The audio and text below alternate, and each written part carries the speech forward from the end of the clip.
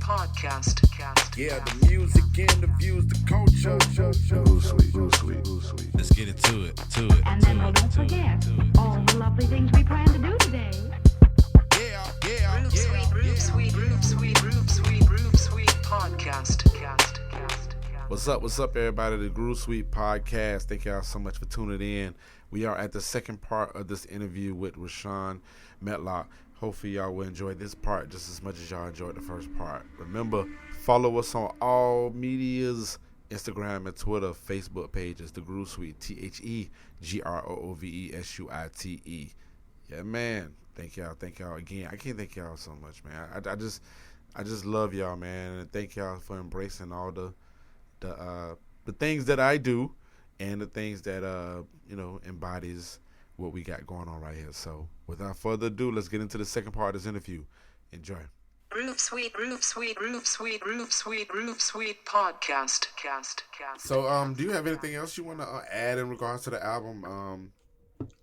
I have a gang of conversation. Questions about it, but I'm still processing the album. So, but I definitely want to give you the floor to, like, if you want to, speak on anything in regards to that. I will say these two things. I love the diversity in the album. I'm glad that, one of my brothers, my music brothers and all that, was able to produce a product. I do feel like when it comes to being an artist, that's part of being an artist, actually putting a project together. Mm-hmm.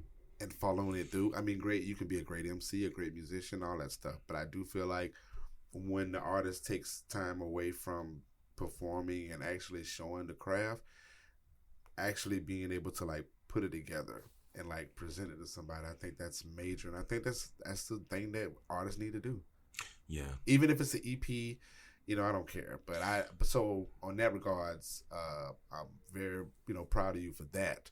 Thank you for doing that. And I do hear a lot of love in it. Like I hear a lot of love. I feel a lot of love when I listen to this album.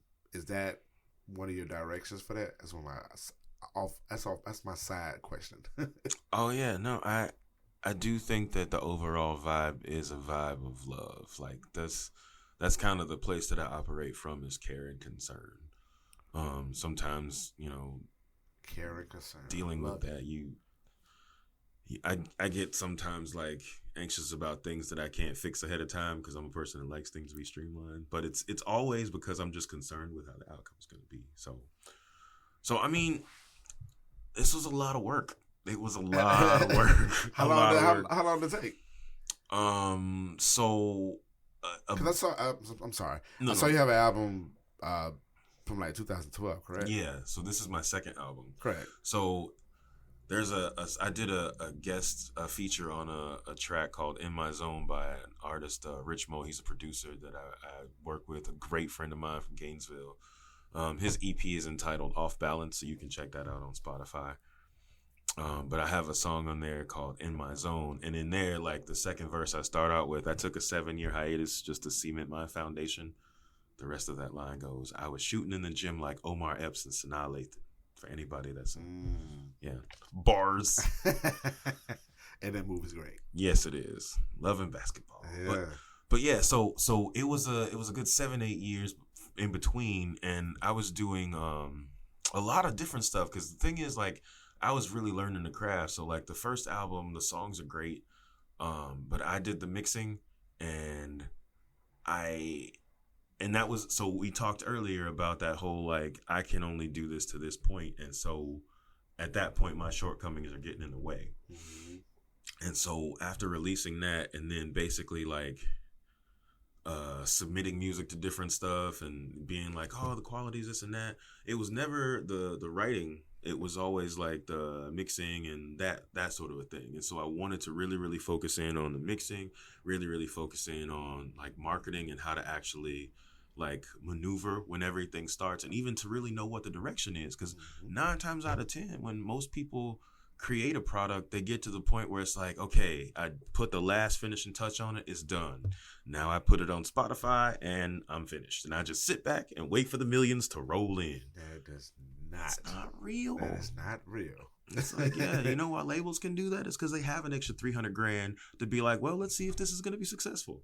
But then if you're not, the first thing they do is snatch that and everything else, and then they shelf your record. So you're not making any money off it anyway. Yeah. So I wanted to really figure out, and I'm still learning, by the way. I would not say that I know all of it. I would say that I know enough to know that I don't know everything. Mm-hmm. And so I'm happy for somebody to either correct me or point me in the direction of other stuff.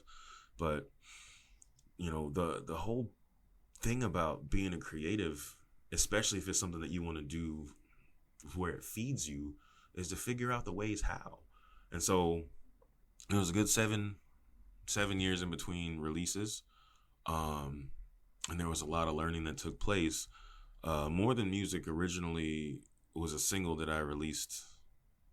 Was it last year, year before?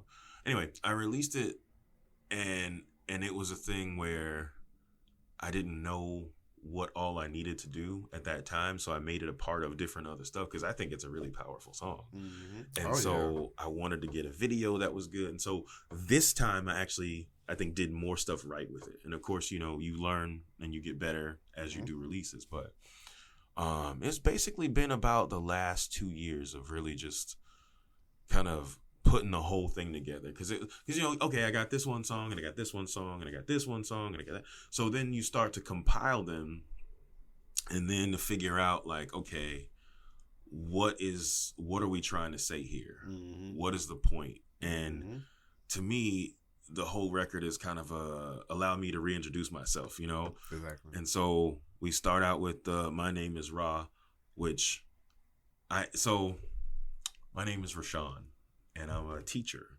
and we have social media. And so I didn't want my students to be able to find me online. So I had the personal Facebook name, right? And so it starts with Ra. So I grew up in Jacksonville, but I went to college, University of Florida, and then we bounced around a bit for teaching jobs and, you know, things like that. And so when we moved back to Jacksonville, people just started calling me Ra. And so I was like, all right. So it stuck. Right. And so that's what people call me now. Ra. Yeah, so I'm cool with it. So that's my name is Ra. So I will answer to that now.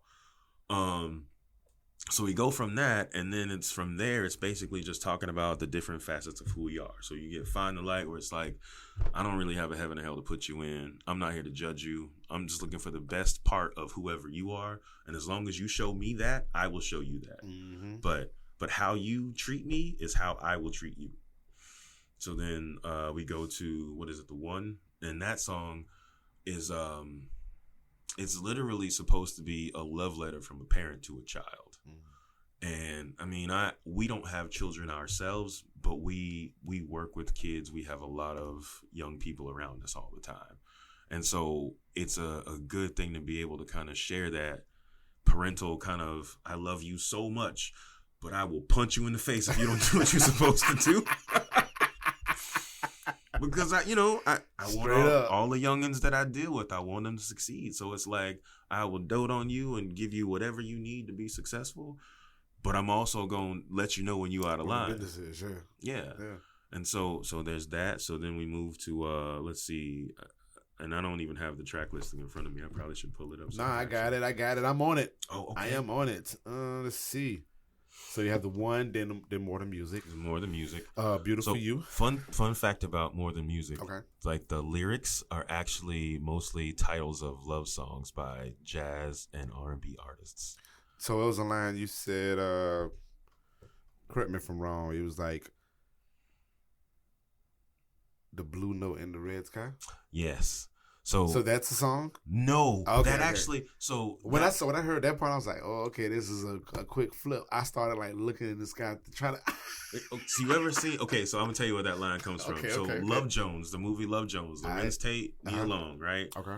He said in one of the poems that he's doing, he says, "You're a blue note in the red sky." I think he actually might have said that specifically. Okay. But the point of that whole song was to take like these different lyrics, because at first I was like, okay, so I love you more than music. That's a really heavy line. Like, what am I gonna do with that? So at first it started out, and I was talking with a friend of mine, jazz guitarist Tim Riddle, who I work with now. He's a great guy. And he was like, you should do like music theory stuff. And then I was like, well, but regular people ain't gonna catch music theory.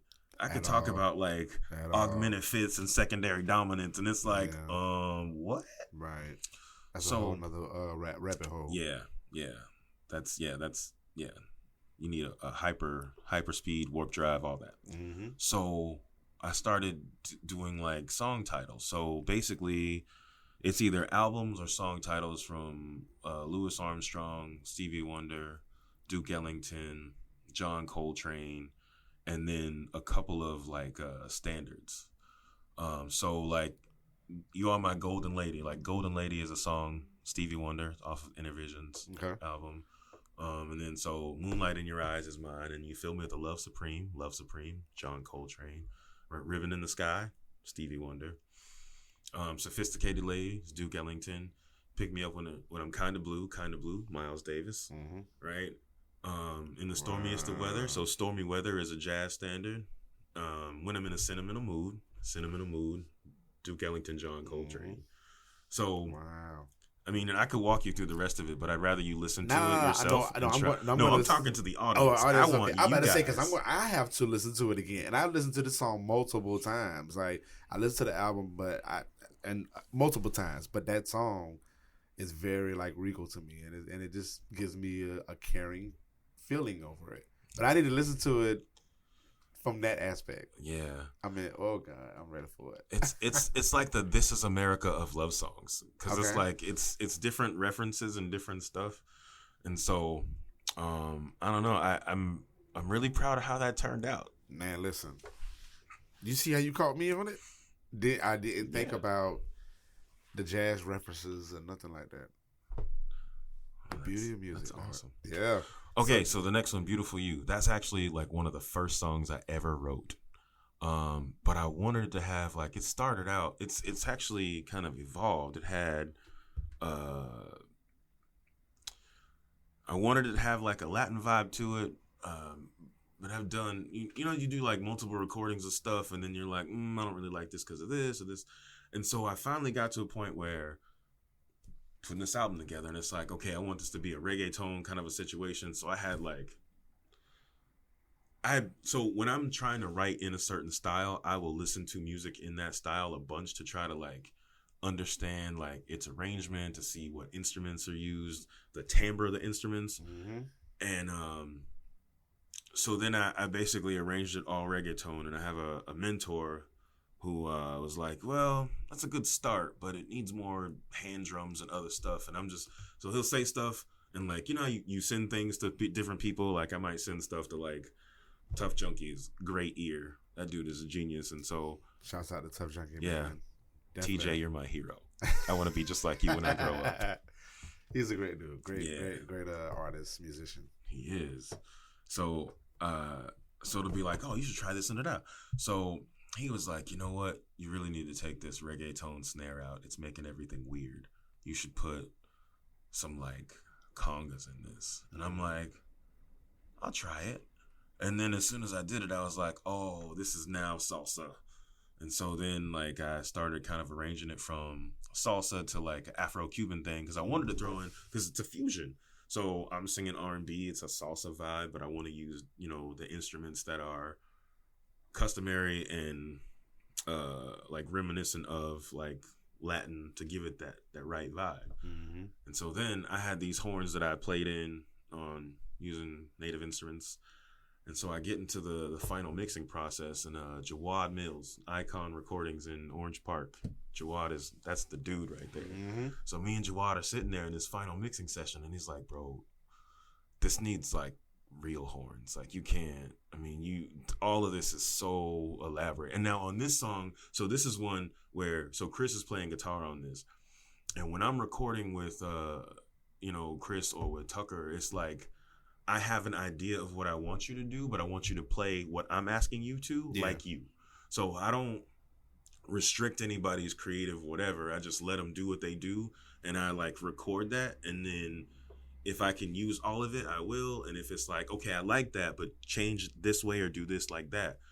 Chris played in basically all of those guitar parts, and he was just like, what do you think about this? And he starts noodling, and I'm like, that's dope, record. And then it's like, oh, well, I can play this on top of that. That's dope too, record. Right. And so then I sit back, and then I'm just arranging at that point and just putting everything in so that it fits. But I mean, the way that came together was so great. And then I got John Pizon to do the horn arrangements for me. And he was just like, I just want to make the horn sound dope, but I also want him to be out of the way of everything else. Yeah. And I was like, okay. Arranging one-on-one. Yeah, so then it came back to like that, and I was like, yo, this is amazing. And he's like, really? Yes. Cool. So that's how that happened. All right. So we go from that to The Sign, and The Sign is... honestly just kind of like voicing frustration, but I think all of us have those points where, you know, I'm hitting this ceiling, like I'm trying to get to this next place, but I keep having these life things that happen. And so that song is kind of like about that. And then we move from that to Stand and Fight, which is kind of braggadocious, but at the same time, like, I will crash all of this to get to where I'm trying to go, and nobody's going to outwork me to get to my destination. Wow. Yeah. Cause I didn't. Now that I'm playing that song in my head, I get that feeling. Yeah. But it's hard for me to get to take away. I'm not this like braggadocious guy at all. But so it's kind of hard for me to understand if somebody's actually like doing that or not. Like when they're doing it, especially coming from like the purity of that you're doing in this album. I'm not like I'm not one of those people that's just like, look at me, look how great I am. Yeah, and that's why that's another song I got to go back and listen to and take it from that different ear. Mm-hmm. But I didn't get that. I mean, it's a great song, but I would have never got that. Well, but it's basically just saying that, look, I done been through all of this stuff and I'm still here. And that really, honestly, like, it's like if the album could be broken up into spots, it would be like, this is who I am, this is what I've been through, and I'm still here.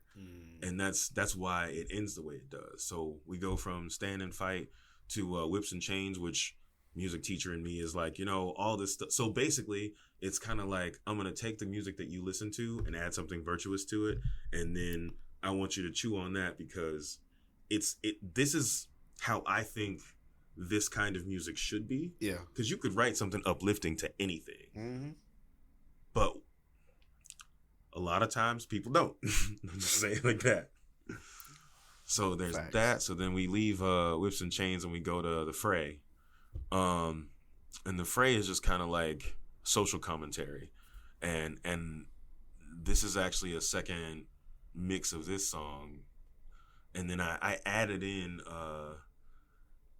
like the chants, because it's the I Can't Breathe chants and the Hands Up Don't Shoot. Mm-hmm. And I added those in and kind of changed it around because I wanted to make it so that it was, because it was already like a statement, and we had a video up, and basically what we did, because I wrote that at a time when it was like just after we lost Trayvon, and right when social media started to blow up with all these young people that are dying in front of us. Mm-hmm. And again, I'm a teacher. I work with kids all the time. So the very first time I performed that live, I broke down in tears. Mm-hmm. And it wasn't comfortable. It was one of those things where like I was playing and people are like recording with their phones, and then I start like messing up because I'm blubbering, and then people like slowly take their phones down and they're like, this is probably a little more serious than, you know what I mean? Yeah. But it hit so close to home because these are babies, you know? And so the original video we did, it was just a slideshow of all the people that we had lost at that time. Mm. And by the time, like, at this point, like, there's so many more pictures you could add to that. Oh, yeah, way like, we could redo it 5 or 6 times and there'd still be that many pictures. But I feel strongly about it. We are black men in America. And regardless of how funny or articulate or beautiful our music is or anything else, that's still the reality of what we have to deal with every day. And it's not comfortable to talk to anybody about. It's not comfortable to be in any sort of corporate or whatever environment where that is how people see you and it not be a problem. And so, so anyway, that song is there, and I wanted to make sure to point to those. That was touching, because that's another situation I'm going through, that whole being black in America and being black in my own community. Mm-hmm. Like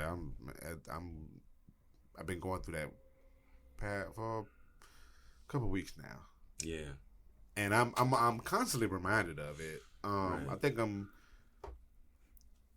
cool with being. I'm cool. I know that it exists when it comes to society, but I think it's a major problem that I'm dealing with it in community wise. Mm-hmm. And I don't think a lot of people touch that part too. They don't. But the thing is, it's so entrenched and it's so connected to everything. That's so what I'm like, saying. Yeah. I mean, I can talk to you for hours about conversations I've had walking into a bank. Well, did you have this? Or do you have this? Well, like, how you do the incorporation, you have your incorporation and whatnot. So I've gone into a bank to do like business accounts, and they're asking me for all this paperwork. And it's like, but you can just pull it up online. And why wouldn't you want to go to the online thing anyway? Because that's verifiable. Me just handing you sheets of paper is me handing you sheets of paper. So leave this bank, go to the next bank, and the first thing they do is, well, let me pull up your corporation online. Why was that a problem? Yeah. Oh, that's why. Mm-hmm. So, yeah. And I mean, it seems like when stuff like that happens, it's like a sense of distraction for you to get frustrated, and it's very frustrating. Yeah. There were points where I've had to take Melinda off of paperwork because people, and I get, well, we can't do this if this isn't happening. But it was like I'm the person that filled all of it out. I'm the person that created it all, and you're acting like I'm the secondary person when I'm the person, And so I don't know. It's crazy that that's where we live. Yeah. But because of that, we strategize. And that's my thing with life in general is, yeah, okay, that is the problem. But either A, how do we fix it, or how do we get around it? Yeah. And so that's kind of where we are. So Melinda's a white lady, and that helps a lot. We often have to use her privilege to our advantage at times. And some of the stories are hilarious, and some of the stories are like, dang, I can't believe we have to do that. But we do. Like when we travel out of town, she drives. I will not drive out of town if I can help it. And it's not that, like, she likes to drive, so I'm not like forcing her to. But at the same time, there's been so many times we've been stopped, and it's like, okay, I'm going to fake sleep, just to avoid any sort of conversation or confrontation. Wow. And I would love to say that it's not necessary, but I defy anybody to show me where it isn't. So then we finish up with the song The Truth, number 10. But and so The Truth hits on all of that too, because it's the truth. But the thing about ending the record with The Truth is saying that even though all these things have happened, and despite where we are and how society is, I'm still here. I'm still standing. I'm still fighting. I'm still moving forward. And so that's why it's like, I could have died 1,000,000 times, but I survived. I'm the truth. Great book of hymns that we have, man. So that was a very great rundown of the album. Thank you. A lot of points that you made, I'm gonna have to go back and listen to, because I guess I'm being too hard on myself that I missed those points, especially the More Than Music, my favorite song. Like, I'm like, darn, I ain't pick up them jazz references. Damn. But nevertheless, it's overall it's a great body of work. Again, we congratulate you for releasing this, man. Thank you. Is there anything you want the folks to take away from the album? Honestly, I hope that it's something that people can relate to. 'Cause I feel like a lot of times when you listen to most stuff, it's like toward a single feeling or singular emotion. But I don't think that we're singular people. you know. So I want to say that this speaks to a lot of the facets of those of us that are just trying to get home. And I mean, this day and age, that's all anybody's trying to do. Yeah, exactly. So I just, I want people to be able to see that. And I wanted to be able to throw like different genres and different styles at people, because I feel like A, I'm capable of doing it, but B, you're capable of listening to it and appreciating it, even if it's not something you love. But I mean, just like I tell people that like spaghetti, lasagna, and food references again, right? There we go. Spaghetti, lasagna, and pizza are all made of the same stuff, but it's how you put that stuff together that creates the different, Yeah. And so to me, it's all the same thing. It's just how you put it together and whether that's a vibe or not. Right. I love it, brother. All right, so we're gonna go on a break real quick. I want to play this. If you don't mind me choosing the song, no, go for it. I want to do the Fray. Okay. I want to do the Fray. Personal, selfish reasons. But yeah, the Fray. So we're gonna play that, and then when we come back, we're gonna finalize this magnificent interview, man. Thank y'all for tuning in so much. Hopefully y'all are enjoying the words of Rashon Medlock. The Groove Suite Podcast. We will be right back. Groove Suite Podcast.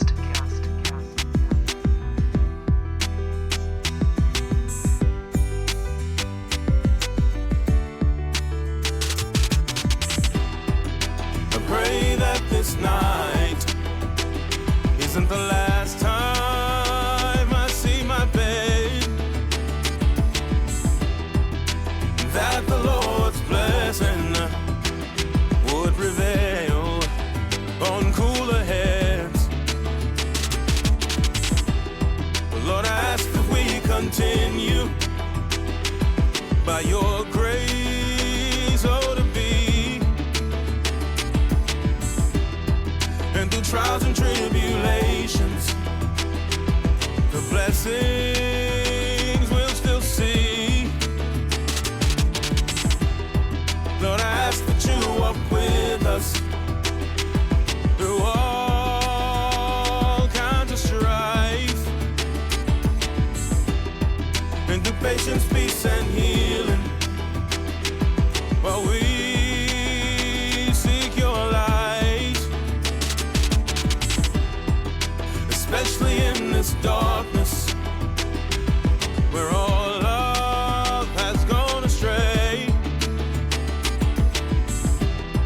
Lord, we ask that you would grant us the strength to continue in the fray.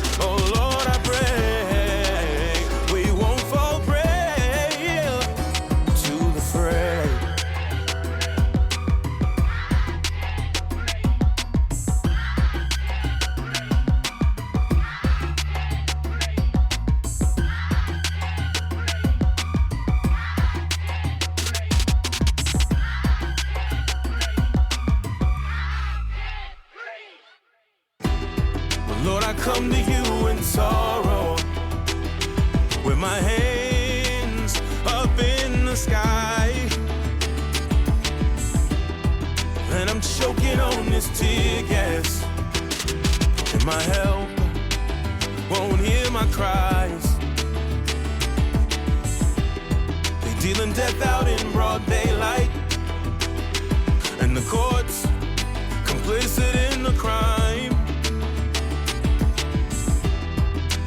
Fear of the black man has condemned these poor souls to die.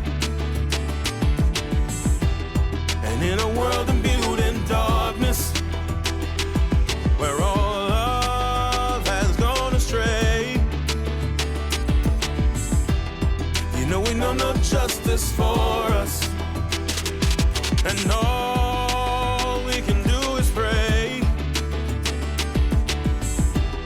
I thought Obama in the White House meant to change for better days. It seems our lives don't really matter at all. Not out here in the fray.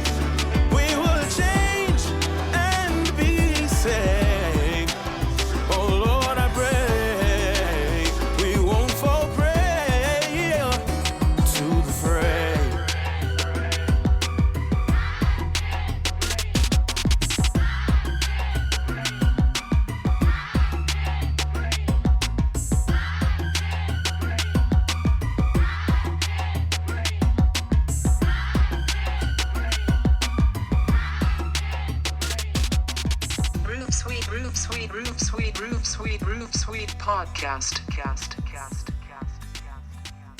All right, y'all. We are back. BYKE for my Duval folks. Back. BACK for the world. Groove Sweet Podcast, Mr. Al Pete. We are here with Rashon Medlock. Medlock, the family name. Yes, I got indeed. blood on that name.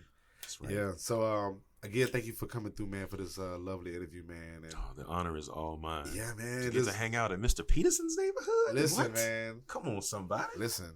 I don't extend my invitation to a lot of people, but the invitation is here. So if you want to come, I mean, you know what? I be playing on my guitar over there. I have one. I just bought one. Word.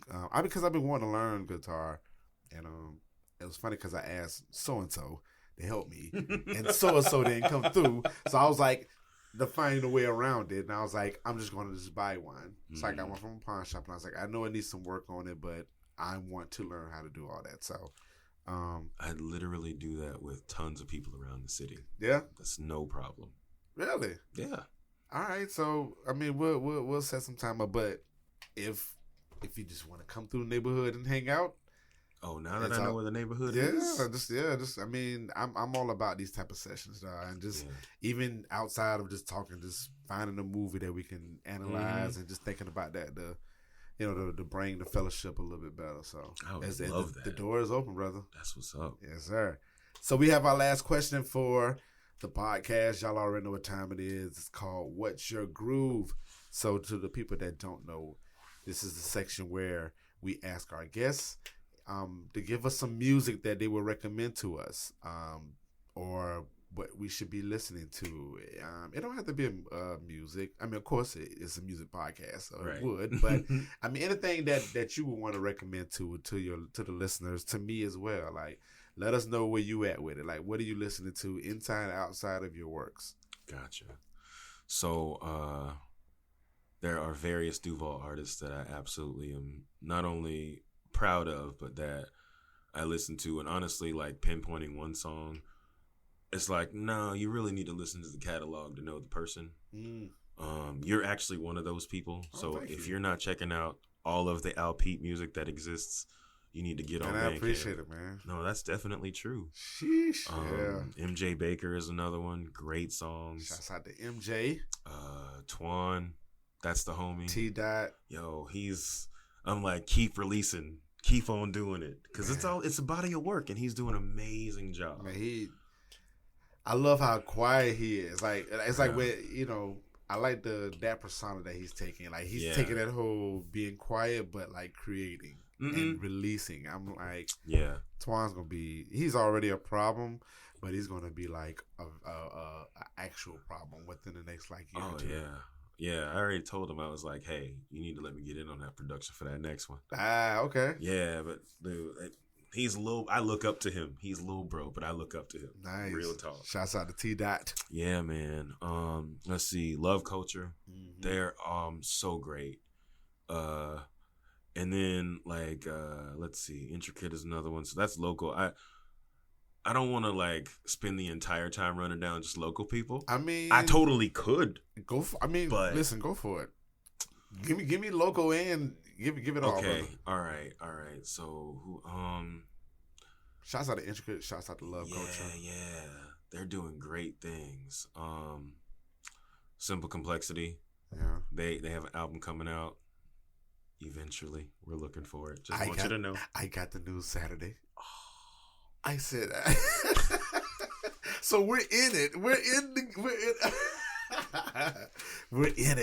it, y'all. We getting the exclusive stuff. But yeah, I got that word Saturday, and I was like, my eyes just opened wide the hell up. Mm-hmm. So shouts out to Mass Appeal and Tough Junkie on that. Yeah. So outside of music, let's see. I've been really digging the Rap Geezers podcast. So that's some local legends. Shouts out to Kool-Aid. Yeah. North Star. They have on a lot of great guests. I think the I Give was on there most recently. I haven't heard his, and I haven't heard his yet. His or Nightcrawler. Yeah, and those are the two that I got to catch up on. But and that's the beauty of this city, dude. There's just so many people that are doing so many great things. Yeah, and I just be sitting back like I'm just humbled to be in the room. You know what I mean? Like. I'm just honored to bring the ice to the party. Yeah. You don't even got to talk to me. Just let me soak up the energy, and you know what I mean. Like it's great. So, but ice keeps shit cool, brother. Hey, so there's podcasts, there's poets, there's shout out to Ebony Payne English. Mm-hmm. She's a part of a mural that was done by a lot of our amazing visual artists. So many people. Shouts out to her. I forgot an artist that did that. It was Chris Clark was one of them. Chris Clark was one, and it was like everybody did one of the letters in Arlington, and I know I'm not gonna remember everybody. Yeah, but I know Christopher was one. I know Nico Suave was one, and I can't think of anybody else. Please don't be mad at me. I'm sorry. It's fine. It's fine. But shouts out to all of them, man. Yeah. That mural is like beautiful. I love that the murals are popping up and more in Jacksonville. I love it too. I saw the Bill Murray one the other day. I know a lot of people are like not liking that one. I was like, I just like the fact that it's painting on the wall. Right. But that's a beautiful example of how parts of hip hop culture have really elevated what art could be. Yeah. And when I look at that makes me think about, well, what could classical music have been if everybody was allowed to enjoy it? Mm-hmm. Because everybody gets to enjoy visual art, and now we have these amazing visual artists that are doing these murals all over the city. And I work at like one of the things that I do is an after school program at the Performers Academy, Squad Goals, and basically like I'm one of the songwriting teachers. DJ Mass Appeal, shout out, does lyricism. She works on songwriting, and so she's 1/5 of Love Culture, but she's a dope artist herself. Mm-hmm. And so we basically we have a dance, Rochelle Underdo, awesome choreographer, dancer, amazing person. Mm-hmm. But so you have all these people who are actually working in the fields that they're in, who work with kids in the community on trying to get them to the point where they're able to like do this, but not just do it, but do it to the point where the quality level is high and it's something that they can monetize. Mm-hmm. And so anyway. I like that. I like how that's building. I'm gonna throw myself out there as well. I teach kids at a YMCA podcast and stuff. So I love the fact of just being part of the community on that part, man. I love it, man, and I love how the monetization. At the same time, being able to like teach what we learn and what we love and what we do every day. Yeah, I love it, man. I'm sure you love what you do as well in regards to, teaching kids. You know what I'm saying, the music and stuff like that. I mean, some kids are going to be kids, but we were kids too, so I understand that factor a lot. But think about like how focused and driven you are about getting to where you're trying to go. Mm-hmm. If you met somebody like you when you were 16, 17 years old, and they could tell you like, okay, take this step instead of that one, fill out this paperwork, talk to this person, ask these questions, word this way when you're asking so they know what you mean. Like, how much time would that have saved you? You know what I mean? Yeah. And so, like, I have kids, and I'm a teacher. I get kids that blow off, whatever I'm doing, and you're old. What do you know? And it's like, you're right. But if I knew somebody like me when I was your age, we wouldn't even be having this conversation. No, I would. I remember my upcomings, like, when it come to all the stuff that I'm doing now. I can't necessarily say I had an amount of teachers and people that were just kind of on me saying, hey, you have a great talent, you should do this. Right. I didn't have that. Mm-hmm. So even now, being 40, I'm still learning a lot of stuff. Right. And I'm like, when I learn it, I'm like, I put in my little apartment and just find a way to be able to like deliver that information to the people that I know that need it. You know what I'm saying? Yeah, or the people that seek it. You know what I'm saying? Because I don't want them to be in the level when I was 19, 20 years old. Mm-hmm. And not knowing what the hell to do. Right. But that's a lot of the thing that slows people down is that they just don't know what the next steps are. Yeah. And so, like, you have people that are like, I need to perform, right? As an example. And it may be a thing where, like, yeah, you've done 1 billion performances, but you need merch. Well, if you don't have anybody to tell you that, mm-hmm. You don't know what you don't. It's unknown unknowns. Unknown. Yeah, exactly. So I'm grooving to that, grooving to the people that are passing out information. I listen to a lot of books online, or not online, but on audio books. Yeah, audio books. Yeah. Melinda calls it story time. She's like, you ain't actually reading, and it's like, but so. But I mean, it's the same thing. I mean, when parents read to their kids, right? But I do get so some of it is like marketing books. How to Make It in the Music Industry, Ari Herstand.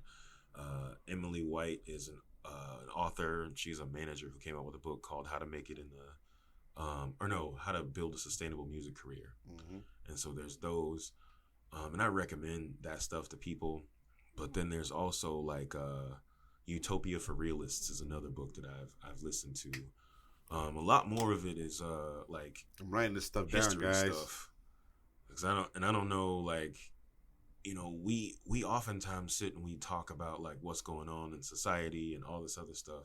But I think to really get a really good perspective on it, you kind of have to see where we are in history. Because I think a lot of us think that we're in one place, but really we're somewhere else. Mm-hmm. And so a lot of the stuff that we're like, I've never seen this happen before. And it's like, well, it has. And here's the example. So I would check out a book like definitely anything by Ta-Nehisi Coates or Michelle Alexander. Is that her name? Wait. Did the 13? I think yes. And she did the 13. Yeah. I didn't know she had books though. Yes. And then The People's History of the United States by Howard Zinn. That is a really long book, but it is very informative. What's the name of it again? The People's History of the United States by Howard Zinn. Zinn. Okay. I'm writing this down for my personal gain, you guys. I know I can listen to it again, but when I have it in my notes, it's a different thing. Yeah. That's a heavy list you have, my brother. Oh, I didn't talk about like music stuff, or not like bigger music stuff. Well, bigger outside Duval music stuff. Okay, that's go for it. So Anderson .Paak.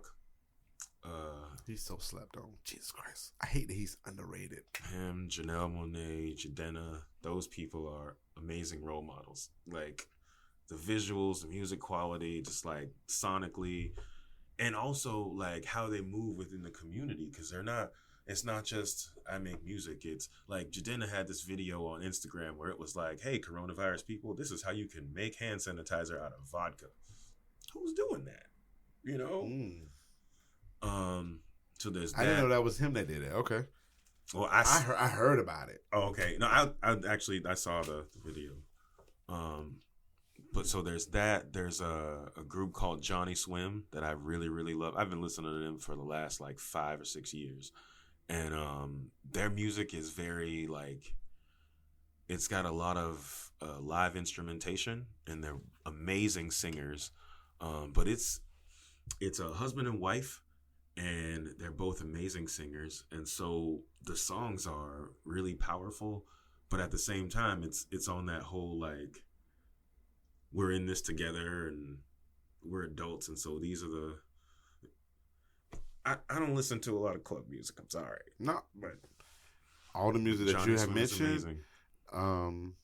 I'm fine with that. I don't think I've ever heard Johnny Swim. I'm putting it on my list too. Y'all should see me. I have my phone in my face, like typing like damn near everything he's saying. But I want to listen to Johnny Swim.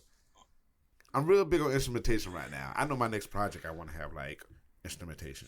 Let's see. We will talk. Oh, Tony Nwigwe. Tony Is it Nwigwe or Nwigwe? I think it's Nwigwe.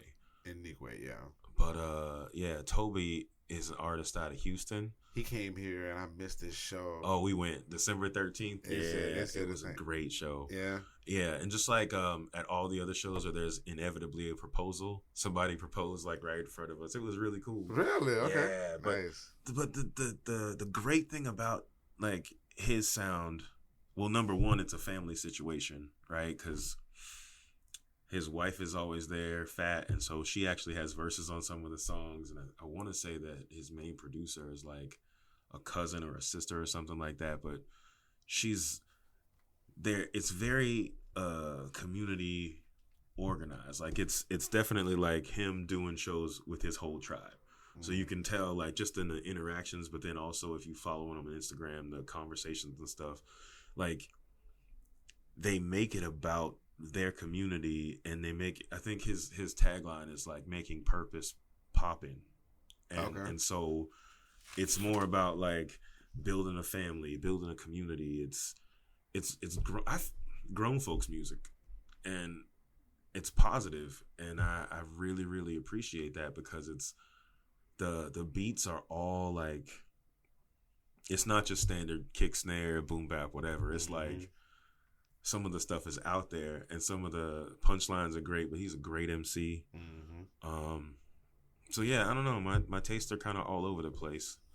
I rock with it, brother. Yeah, and I'm always listening to the old stuff. So you will always find a Marvin Gaye or a Stevie Wonder or a Commodores or anything that. Now I can't think of his name. Oh man. The guy who produced Beat It.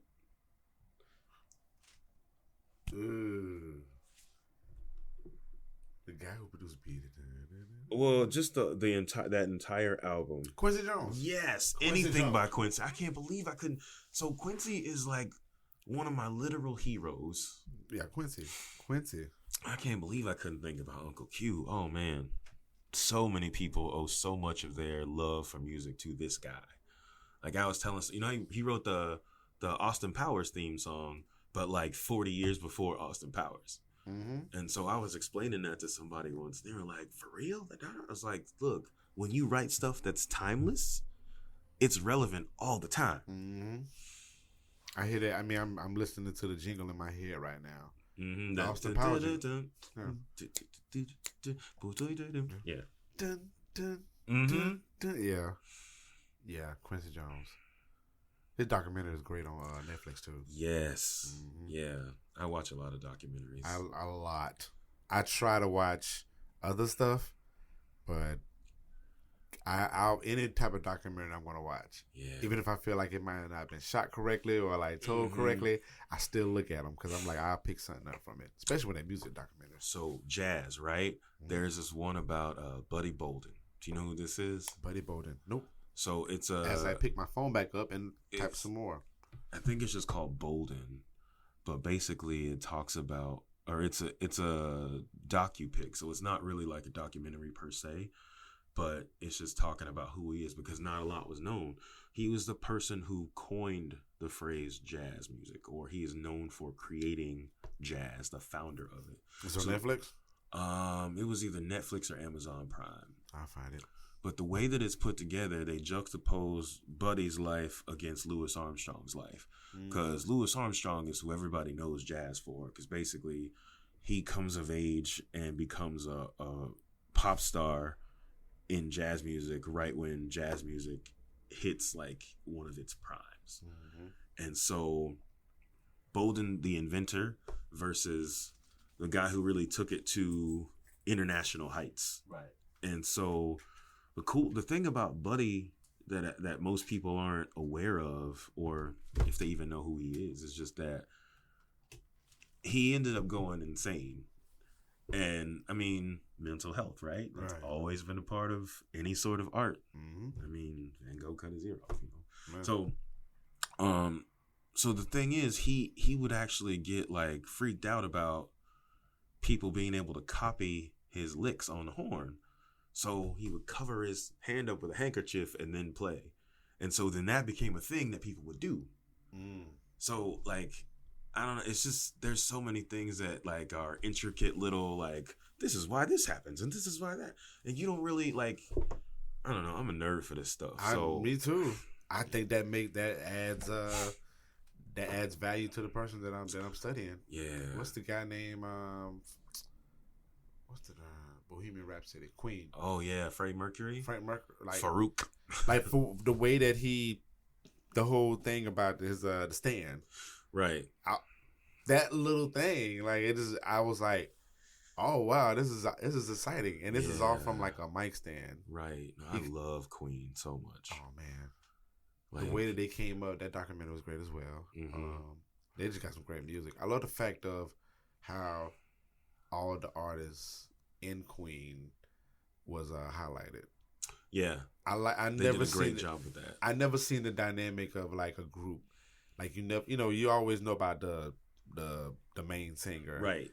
But you don't like a lot of songs that was made up was written by the other artists. Yeah, well, they were geniuses in their own right, all of them. I mean, Brian May, the lead guitarist, he built his guitar. That dude was studying, I think, astrophysics.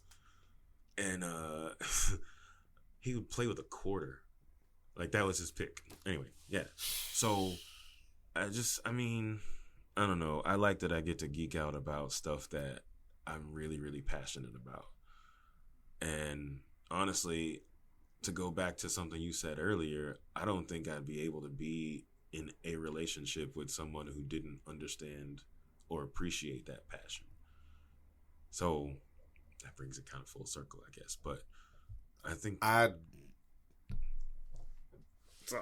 there's no sorry here. Like, no, that I just wish that everything that we've said, that people can take that and what I'm saying, and like apply it to their lives. Seriously, like, because you don't have to geek out like this about music. Like my brother, he's in real estate, and we have conversations about real estate, and the same way that I get all excited and I'm talking fast and passionate, like that's what he does about real estate.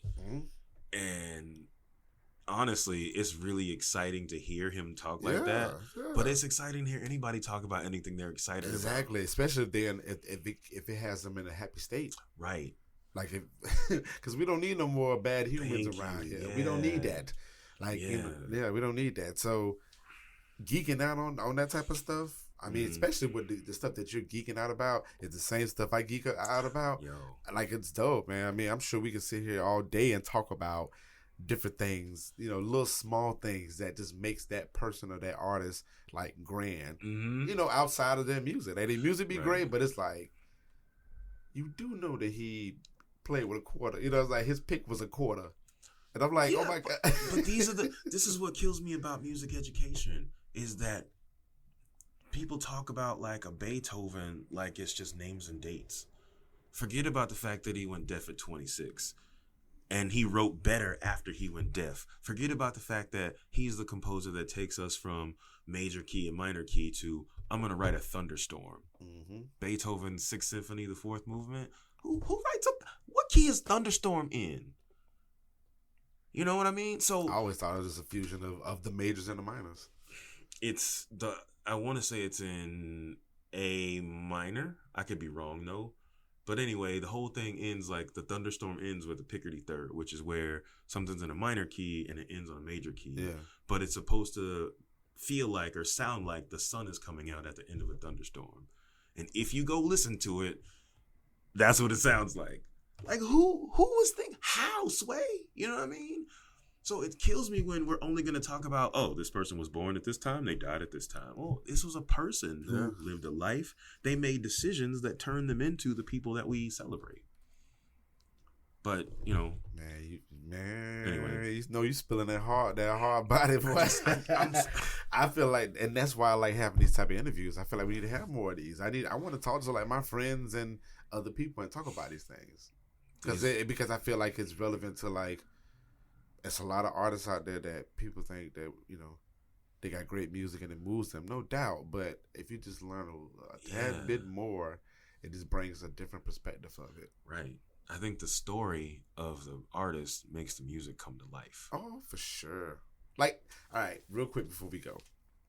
When it comes to different artists, if I don't know them, I want to know, like, where they're from. Like, I mean, the general stuff. Like, when they were born, where they from, what was their upbringing, what made them get to it. And then once I get more and more into it, I'm like, well, what, like, how did this song come about? And this, that, and the third. Like, what were you actually, like, I go deep. Mm-hmm. And I remember specifically with Wale, I was like, this is a different sound where he's from. Mm-hmm. Okay, DC area, like what's his upbringing? Like he, you know, the way he talks, it seems like he comes from a family-based tribal type of, you know what I'm saying? Like I'm thinking about all this type of stuff, and I'm like, it makes his story like 10 times better than me, and that's just a small example. Right. I get deeper and deeper when it comes to other people. Mm-hmm. So I totally agree with that. That makes people's stories a lot better. We gotta have more conversations like this, brother. This is the heaviest one we had. I like to have conversations like this. Yeah. Like this makes me want to go home and like read a book. I don't know. This is the problem with putting a microphone in front of me. Like you ask me questions and it's like so many times during this conversation, I'm like, am I talking too much? No. Shut up, Rashon. What are you doing? Hell no. Because it's been plenty of times we've been in the same element, and I you know, we've said something to each other. I know you've said plenty of things to me, and I'd be thinking like, damn, I can't answer this question right now because I got to go back and DJ, or you know what I'm saying? So trust me, like I understand, brother. I understand. So this is awesome. All right, my peoples. Thank y'all for listening to the Groove Suite podcast with Rashon. Man, that was some heavy information, brother. Hey, it's all all of this is like stupid heavy. I'm gonna love editing this one. It's gonna be dope, man. It's gonna be great. But yeah, Rashon Medlock. He has an album, Hymns. Please go and check it out. Please go and buy it, okay? Please buy it. Buy it. I mean, stream it for sure, but buy it. And share it with somebody, man. Sharing is caring, man. And, you know, listen to a song, take it in, share it with somebody that you love. You know what I'm saying? Share it with people who you care for. And, yeah, like, go deep into that for me. Like, let's listen to these people's music and let's, like, really listen to it, interpret it, and, like, share it. And that's how we keep things moving. So, give your handle, sir. Where they can find you at. So I am kind of all over the interwebs, which is cool. But so RashonMedlock.com, RashonMedlock.com is the website. And so that's the thing, is that I don't have an artist name. It's my government name. So you type that in, pretty much everything should pop up anywhere. Okay. And then y'all just start from there, and then it filters in to other things that are great. Correct? Yeah, well, it's same thing on Instagram, Okay, same cool. thing on Facebook. Gotcha. All of it, it's all Rashon Medlock. Oh, thank you for doing that. Because,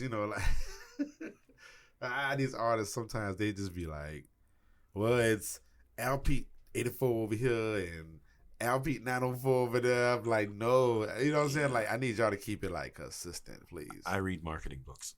Exactly.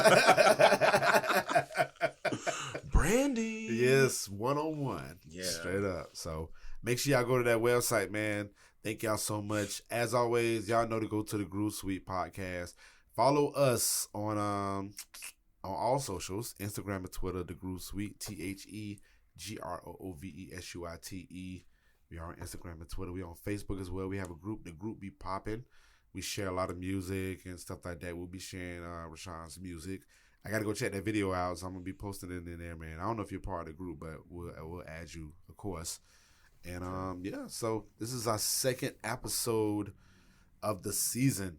So thank y'all so much, man. Stay light, stay cool, stay to the clouds, all right? To the top.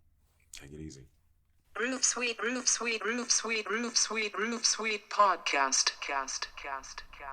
The Groove Suite podcast part 2 is done. Hopefully y'all enjoyed that good talk, man. I thoroughly had a great time talking with my man Rashon, and man, we had some great talk, and we're going to continue this.